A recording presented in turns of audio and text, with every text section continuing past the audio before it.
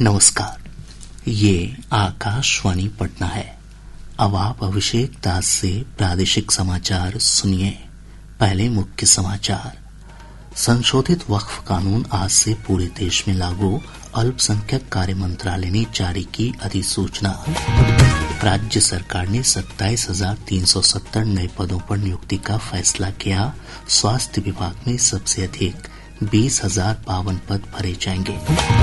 मुद्रा योजना के 10 वर्ष पूरे, प्रधानमंत्री नरेंद्र मोदी ने उद्यमियों को सशक्त बनाने वाली इस योजना को मौन क्रांति बताया। और मौसम विभाग ने अगले 24 घंटों के दौरान सुपौल, अररिया, किशनगंज, मधेपुरा, सहरसा, पूर्णिया और कटिहार जिले में हल्की बारिश की संभावना जताई। अब समाचार विस्तार से। संशोधित वक्फ कानून आज से पूरे देश में लागू हो गया है।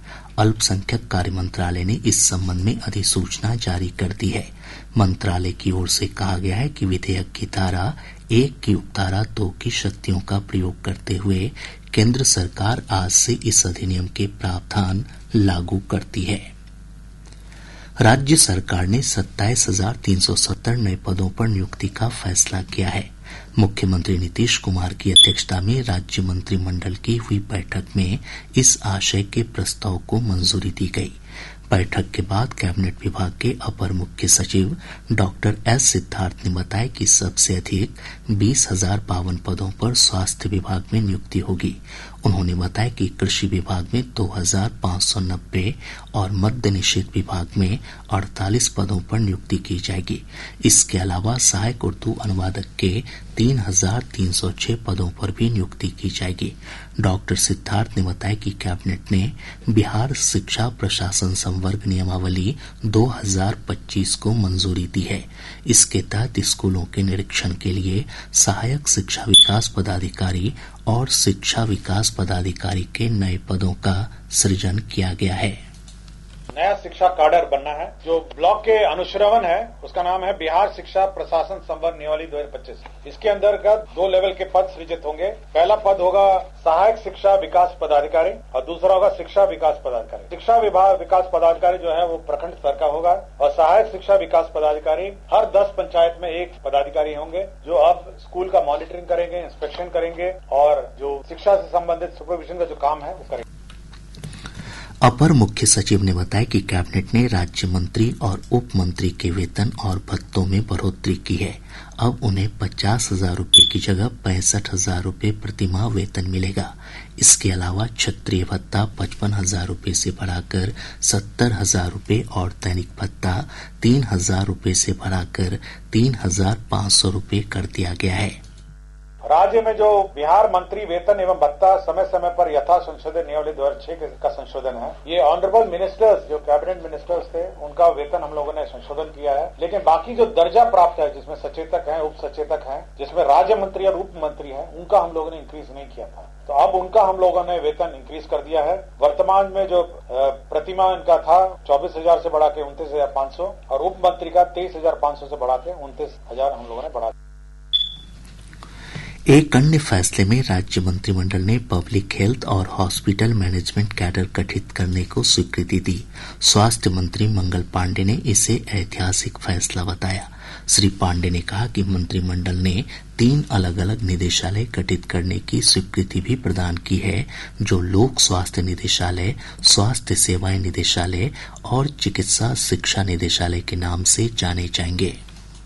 अस्पताल के अंदर जो स्वास्थ्य सेवा देने वाले हमारे चिकित्सकों की टोली है, वह स्वास्थ्य सेवाओं का प्रबंधन करने वाला अब एक अलग मैनेजमेंट कैडर होगा और अस्पताल का जो प्रबंधन होता है, जो विभिन्न एनएचएम के कार्यक्रमों का क्रियान्वयन होता है, उन सारे चीजों को देखने के लिए हॉस्पिटल के अंदर मैनेजमेंट का एक अलग कैडर होगा, हेल्थ सर्विसेज का अलग कैडर और हेल्थ मैनेजमेंट का अलग कैडर। प्रधानमंत्री नरेंद्र मोदी ने कहा कि सरकार ऐसी गतिशील व्यवस्था बनाने पर ध्यान देना जारी रखेगी जहां प्रत्येक आकांक्षी उद्यमी को ऋण सुविधा उपलब्ध हो और वह विश्वास के साथ आगे बढ़ सके। प्रधानमंत्री मुद्रा योजना की 10वीं वर्षगांठ के अवसर पर श्री मोदी ने योजना के लाभार्थियों के साथ बातचीत की। उन्होंने कहा कि मुद्रा योजना ने असंख्य लोगों को अपनी उद्यमिता कौशल दिखाने के अवसर उपलब्ध कराए हैं। प्रधानमंत्री ने कहा कि इस योजना की 70% लाभार्थी महिलाएं हैं। सबसे ज्यादा लोन के लिए अप्लाई करने वाली महिला है, सबसे ज्यादा लोन प्राप्त करने वाली महिला है और सबसे जल्दी रिपेमेंट करने वाली भी महिला है। और एक बार पैसा आए तो उसका सदुपयोग करना, ये अपने आप में आपके जीवन में भी एक डिसिप्लिन ले आता है। ये जीवन को बनाने का एक अवसर देता है। श्री मोदी ने कहा कि इस योजना का उद्देश्य युवाओं को सशक्त बनाना तथा रोजगार मांगने वालों के बजाय रोजगार देने वाले बनने की क्षमता प्रदान करना है। रोजगार देने का बहुत बड़ा काम ये इकोनॉमी को जनरेट करता है। उसके कारण प्रोडक्शन तो होता ही होता है, लेकिन जो सामान्य मानवी कमाता है तो उसको लगता है चलो पहले साल में 1 शॉट लेते थे, अब 2 ले लेंगे। बच्चों को पढ़ाने से संकोच करते थे, अब चलो पढ़ाएंगे। तो ऐसी हर चीज का एक समाज जीवन में बड़ा लाभ होता है। प्रधानमंत्री मुद्रा योजना के तहत सूक्ष्म और छोटे उद्यमों को ऋण बिना गारंटी प्रदान किए जाते हैं। एक रिपोर्ट। 2015 में शुरू हुई मुद्रा योजना ने आज 10 वर्ष पूरे कर लिए हैं। इस योजना के अंतर्गत 3 तरह के ऋण दिए जाते हैं। इसमें शिशु, जिसमें 50,000 रूपए तक का ऋण, किशोर के लिए 5 लाख रुपए और तरुण के लिए 10 लाख रुपए तक का ऋण शामिल है। इस योजना ने हाशिए पर पड़े समूहों को भी उद्यमिता के जरिए अपनी आजीविका चलाने में सक्षम बनाकर उनमें आत्मनिर्भरता की भावना को बढ़ावा दिया है। सकलैन अख्तर, आकाशवाणी समाचार, दिल्ली। प्रधानमंत्री मुद्रा योजना से लोन लेकर अपना कारोबार करने वाली सहरसा की लाभार्थी मेघा रानी ने बताया कि योजना से उन्हें अपनी आजीविका चलाने में काफी मदद मिली है। कि साल 2020 में मैं अपना पीजी क्लियर की थी और घर की स्थिति ठीक नहीं थी। इसको बेहतर बनाने के लिए दिमाग में आया कि कुछ शुरू किया जाए, जिसके लिए पीएम द्वारा ये घोषित योजना थी मुद्रा लोन का, और इसका फायदा उठा के हम ये बिजनेस स्टार्ट किए अपना, और जिससे मेरी स्थिति भी ठीक हो गई। मैं अपने नीचे 6 आदमी को अभी काम भी रखी हूँ और धीरे धीरे योजना इतना अच्छा हुआ कि पहले 10 लाख का मुझे फायदा मिला और जिससे मेरी स्थिति बहुत बेहतर हुई। प्रधानमंत्री जी की इस योजना का लाभ बहुत अच्छा है, को उठाना चाहिए। इसके लिए मैं प्रधानमंत्री को धन्यवाद देना चाहूंगी। पटना के जेपी गंगा पथ पर भारतीय वायुसेना सूर्य किरण का शौर्य प्रदर्शन करेगी। कैबिनेट विभाग के अपर मुख्य सचिव डॉक्टर एस सिद्धार्थ ने बताया कि बाबू वीर कुंवर सिंह की जयंती पर 23 अप्रैल को इस समारोह का आयोजन किया जाएगा। भारतीय वायुसेना के सूर्य किरण एक्रोबैटिक टीम के द्वारा यह कार्यक्रम आयोजन किया जा रहा है। सूर्य किरण की टीम 22 तारीख को अपना फुल रिहर्सल करेगी और 23 तारीख को माननीय मुख्यमंत्री जी द्वारा इसका उद्घाटन किया जाना है। प्रादेशिक समाचार आप आकाशवाणी पटना से सुन रहे हैं। ताजा समाचारों के लिए आप हमारे एक्स हैंडल AIRnews_पटना पर जा सकते हैं। राजद के वरिष्ठ नेता तेजस्वी प्रसाद यादव ने कहा कि वे बिहार विधानसभा चुनाव में मुख्यमंत्री पद के उम्मीदवार होंगे। श्री यादव आज पटना में एक कार्यक्रम को संबोधित कर रहे थे। जब महागठबंधन राष्ट्रीय जनता दल की सरकार बनेगी, जब आप अपने बेटा भाई तेजस्वी को आशीर्वाद दीजिएगा और जिस दिन मुख्यमंत्री बनेगा तेजस्वी आप लोग को फंसाने का काम करेगा। तेजस्वी प्रसाद यादव की इस घोषणा पर एनडीए नेताओं ने कहा कि महागठबंधन में अभी से ही फूट दिखने लगी है। घटक दलों की सहमति के बिना तेजस्वी प्रसाद यादव खुद को मुख्यमंत्री पद का उम्मीदवार बता रहे हैं। मौसम विभाग ने अगले 24 घंटों के दौरान सुपौल, अररिया, किशनगंज, मधेपुरा, सहरसा, पूर्णिया और कटिहार जिले में हल्की बारिश की संभावना जताई है। इस दौरान 30 से 40 किलोमीटर प्रति घंटे की रफ्तार से तेज हवा चलने का पूर्वानुमान है। साथ ही कुछ स्थानों पर वज्रपात की भी आशंका जताई गई है।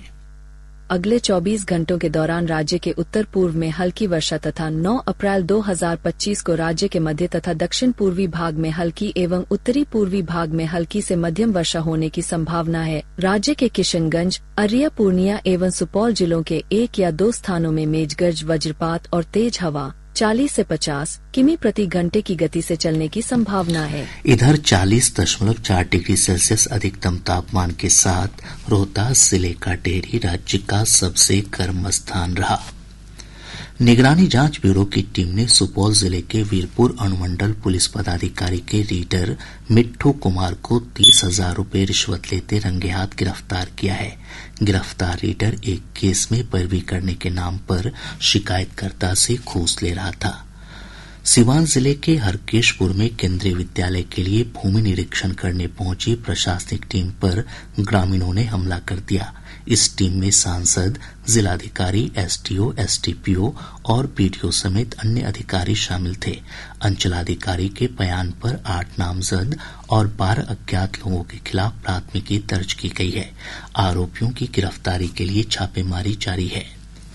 प्रदेश भाजपा अध्यक्ष डॉक्टर दिलीप जायसवाल के पटना स्थित आवास पर तैनात हाउस गार्ड की संदिग्ध परिस्थितियों में मौत हो गई। एसडीपीओ अनु कुमारी ने बताया कि मृतक जवान के सिर में गोली लगी है। प्रथम दृष्टि में यह आत्महत्या का मामला प्रतीत होता है। उन्होंने कहा कि पोस्टमार्टम रिपोर्ट आने के बाद ही मौत के कारणों का खुलासा हो सकेगा। प्रदेश में आज से पोषण पखवाड़ा की शुरुआत हुई। यह पखवाड़ा सभी आंगनवाड़ी केंद्रों, बाल वाटिका और अन्य स्वास्थ्य संस्थानों में मनाया जा रहा है। इसका उद्देश्य जन भागीदारी के माध्यम से पोषण के महत्व के बारे में जागरूकता बढ़ाना और खाने की स्वस्थ आदतों को बढ़ावा देना है। वैशाली जिले के महेश्वर थाना क्षेत्र के पंसला चौक के पास एक अनियंत्रित ट्रक की चपेट में आने से कार सवार 4 महिलाओं की मौत हो गई। और अब अंत में मुख्य समाचार एक बार फिर। संशोधित वक्फ कानून आज से पूरे देश में लागू, अल्पसंख्यक कार्य मंत्रालय ने जारी की अधिसूचना। राज्य सरकार ने 27,370 नए पदों पर नियुक्ति का फैसला किया। स्वास्थ्य विभाग में सबसे अधिक 20,052 पद भरे जाएंगे। मुद्रा योजना के 10 वर्ष पूरे, प्रधानमंत्री नरेंद्र मोदी ने उद्यमियों को सशक्त बनाने वाली इस योजना को मौन क्रांति बताया। और मौसम विभाग ने अगले 24 घंटों के दौरान सुपौल, अररिया, किशनगंज, मधेपुरा, सहरसा, पूर्णिया और कटिहार जिले में हल्की बारिश की संभावना जताई। इसके साथ ही आकाशवाणी पटना से प्रसारित प्रादेशिक समाचार का ये अंक समाप्त हुआ।